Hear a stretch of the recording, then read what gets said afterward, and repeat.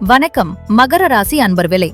2026 ஆண்டு உங்களுக்கு குருவின் பரிபூரண அருளுடன் பல அதிசயங்களை நிகழ்த்தப் போகிறது. இந்த ஆண்டு முதலீடுகள், சொத்துச் சேர்க்கை என மிகப்பெரிய ஏற்றத்தை தரும். குருவின் பலத்தால் அனைத்து விதமான சுபகாரியங்களும் வெற்றிகரமாக நடைபெறும். அசையும் அசையா பொருட்கள் சேர்க்கை உண்டாகும். வீடு, நிலம், நகை, டைமண்ட் என்று பல முதலீடுகளை செய்து நீங்கள் மகிழ்வீர்கள். தொடர்ச்சியாக இருந்து வந்த மனக்கஷ்டங்கள், பண கஷ்டங்கள் அனைத்தும் நீங்கி முதலீடுகள் பெரிய அளவுக்கு ஏற்படும்.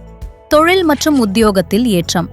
வேலையிலிருந்த சங்கடங்கள் அனைத்தும் நீங்கி உத்தியோகத்தில் சிறப்பான ஏற்றத்தை காண்பீர்கள். சொந்த தொழில்களை செய்யும் யோகம் உண்டாகும்.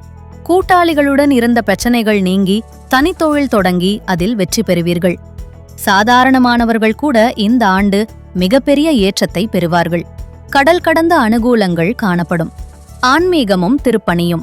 இந்த ஆண்டு நீங்கள் தெய்வ காரியங்கள், திருப்பணிகள், உழவார பணிகள் செய்வீர்கள். கோயில்களுக்கு சென்று வருவீர்கள்.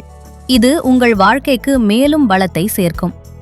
இருந்தும் சில விஷயங்களை நீங்கள் மிகவும் கவனமாக இருக்க வேண்டும். வாகன எச்சரிக்கை. குறிப்பாக இளம் வயதினர் வாகனங்களில் அஜாக்கிரதையாக சென்றால் விபத்தில் சிக்கும் வாய்ப்புள்ளது. வாகனத்தில் செல்லும்போது நிதானம் தேவை. வாக்குஸ்தானம். வாக்குஸ்தானத்தில் ராகு இருப்பதால் உங்கள் வார்த்தைகளில் மிகுந்த கவனம் தேவை. எதை பேசும் முன்பும் யோசித்து பேசுங்கள். விளையாட்டாக பேசுவது கூட விபரீதமாக மாற வாய்ப்புள்ளது. உறவு சிக்கல். திருமணமானவர்கள் எதிர்பாலின விஷயத்தில் மிகுந்த கவனமாக இருக்க வேண்டும்.